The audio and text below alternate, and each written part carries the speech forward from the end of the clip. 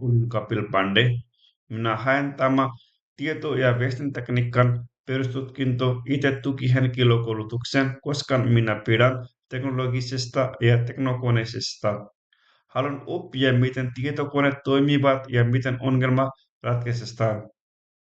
Olen opiskelin muovitekniikan kurssin. Siihen aikana minä opiskelin matematiikka, fysiikka, kemia, englantia ja muutama digitekniikkakurssia. Uskon, että nämä tiedot auttavat minua paljon tässä IT-koulutuksessa. Pidän haastetta ja nautin niiden ratkaisemisesta. Olen erittäin motivoitunut, keskittynyt ja ahkera ihminen. Minä pidän teknologisesta ja pidän aina uuden teknologian oppimisesta. Tämä koulutuksen auttaa minua paljon ja antaa minulle paremmat mahdollisuudet löytää työ itse alalta. Kiitos.